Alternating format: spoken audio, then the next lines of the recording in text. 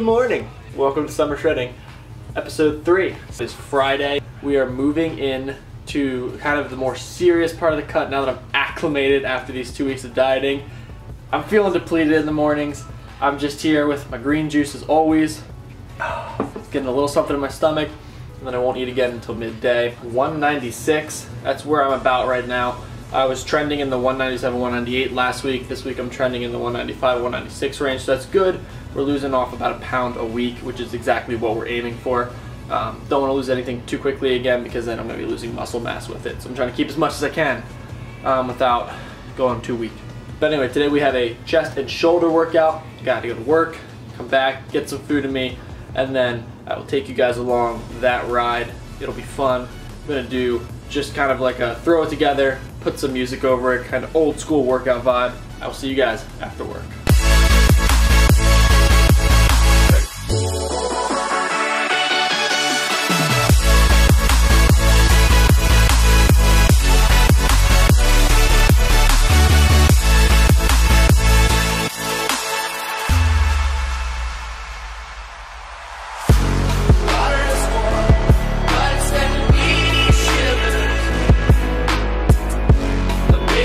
So when it comes to nutrient timing, I like to have a little bit of carbs before my workout, save the protein for after it. Now nutrient timing in the grand scheme of things, it doesn't really matter. For me, personally, the only thing that really affects me is having enough carbs before my workout, so I put my workouts later in the day. I like having the energy, so instead of taking protein before, I'll take the whole protein shake after my workout. Again, it has nothing to do with needing to take it around your workout. It just happens to be I need a protein shake throughout my day to help me hit my overall protein macros. So for my pre-workout, I have my pre-workout here, which is Evogen's EVP Plus. I really like these.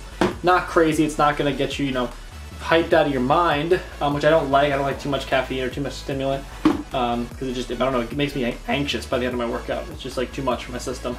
And I also have Glycoject, which is 25 grams of monosaccharide carbohydrates. Basically, it's kind of like, almost like sugar. It's like a rush, right? So it's gonna give you a rush of glucose that allows you to have it present and active right there and then when you hit the gym.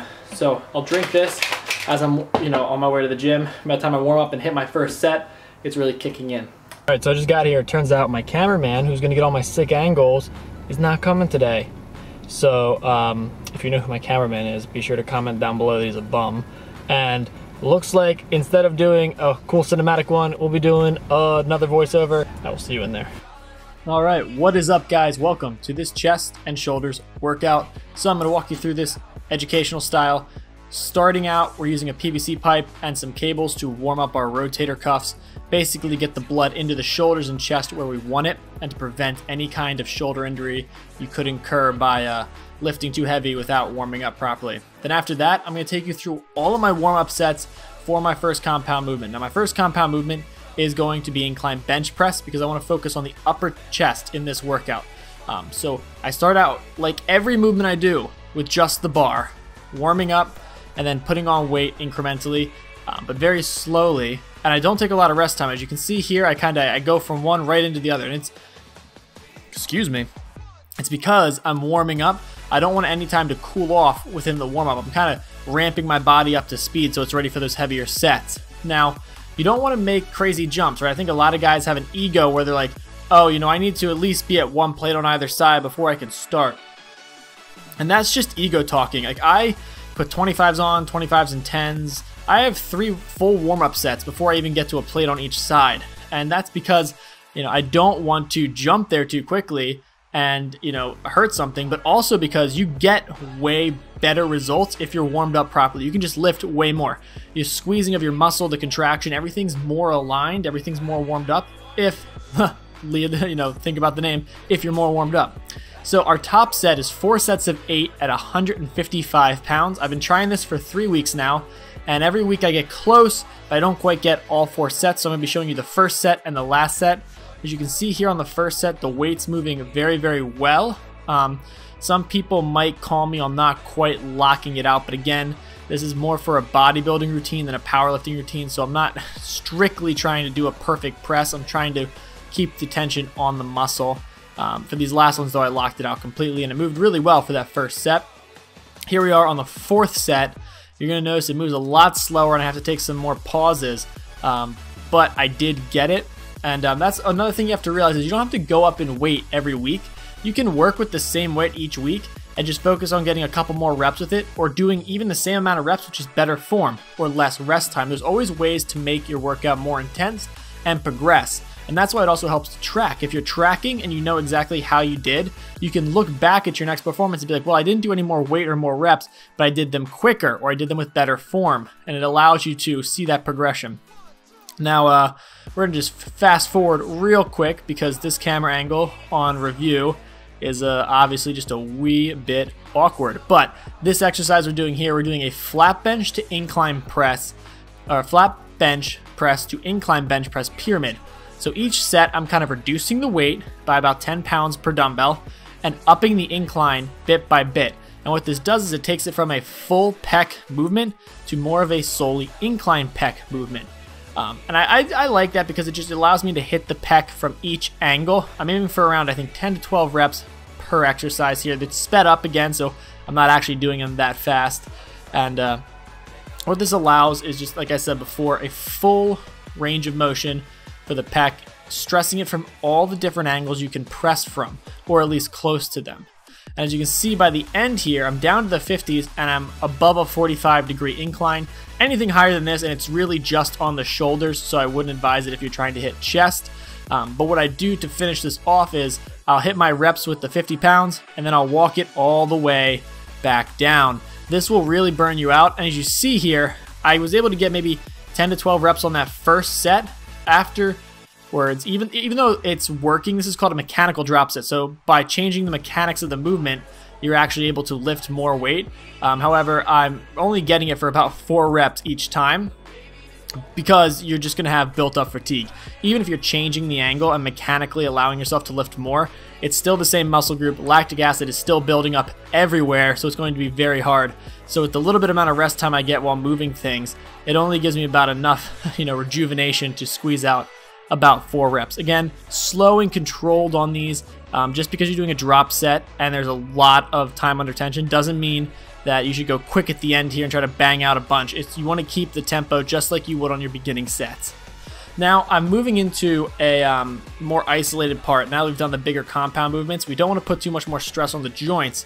This has got to be my new favorite incline bench movement. It's an incline bench cable fly. Now obviously it's a bit situational. If your gym's really crowded, it's going to be hard to set this up to get a bench and take up 2 cables, but it was not that crowded today, so I was able to do that. And then superset it with an incline bench Svent press. And again, here I'm focusing on squeezing the palms together, not the fingers. And then using these same apparatuses again for another kind of more empty gym day superset. I'm doing a dumbbell pullover here. This is a more unique exercise.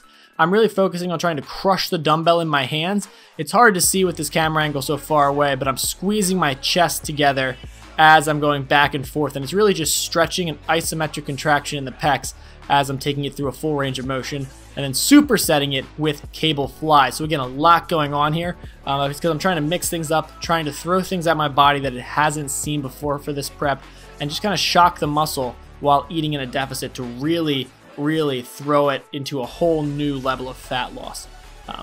Now after we finished chest, we moved right on to shoulders, and this is where you'll see the depletion coming in. Last week I hit a 3 or 4x8 with the 65, so I said let's try the 70s. And right off the bat, in the back of my head I was like, oof, these are not moving very fast. These feel quite heavy. My reps are a little bit shallow. And I think I got about 5 reps in before I had to tap out. And I was smart. I knew because I burned myself out in the 70s, I should just drop straight to the 60s and get good quality reps.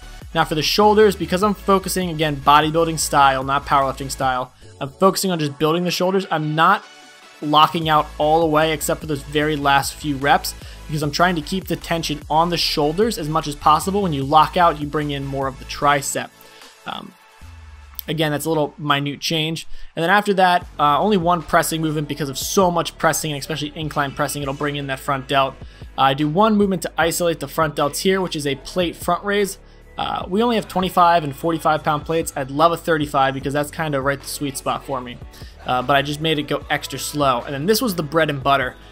Side laterals, 8 sets of 12. Sorry about the camera angle here. There's some kind of weird glare, but you can get the idea. 8 sets of 12 reps with about 45 seconds of rest in between. My shoulders went from mushy to like a boulder, like a rock hard boulder on the side of my arm for this. And I'm flexing and squeezing and tensing after every single set. The blood flow was just incredible and it hurt for days afterwards. And then here we have rear delts, same idea, a 5x12 supersetted with banded pull aparts. These absolutely destroyed my shoulders to finish off. Again, using lighter weights, focusing on the contraction because again, all that heavy pressing movements, we don't need to do anything else too heavy on the joints to get growth into the shoulders. All right, guys, I hope you enjoyed this workout commentary. Let me know what else you guys want to see. If you want to see more details about the workout up on the screen as well, I can always add those in, talking sets and reps and stuff like that. And enjoy the rest of the vlog. Alrighty, back from the gym and I'm getting in my post-workout meal. So that is gonna be 6 to 7 cooked ounces of chicken with some peppers on them, and then a cup of red potatoes with broccoli mixed in. I'm not doing a show or anything, so I don't track the peppers or the broccoli. I don't need to be that specific. I just track the cup of red peppers and the 6 to 7 ounces of red chicken, or lean chicken. Now you guys know me, I do not usually use protein supplements. I preach get it from real food first, right? Well, that on a bulk, totally acceptable, right? You can get as much protein as you need from real food on a bulk because you have the extra carbs and the extra fats to go with it. When you're on a cut, it's a little harder to get as much protein naturally from foods without upping the carbs and fats. Now don't get me wrong, it is completely possible and it's doable, but it's very hard. Right? I'm not doing a show, I'm just trying to lose a little weight before I do my next bulking cycle at the end of the summer and then do a show the next year. Then I'll be more serious about it. For those of you asking, my personal favorite protein, not for taste, but simply because it mixes really well, I can get it down, and it's got perfect macros for me. Gold standard whey, Optimum Nutrition. I've used Optimum Nutrition ever since I was like 14, 15. They were my favorite because Steve Cook used them when I was like just out of high school and stuff, so I love Steve Cook. I loved Optimum Nutrition. I still use their stuff to this day. Easily my favorite. It's a whey protein isolate. You want to use isolates, not concentrates.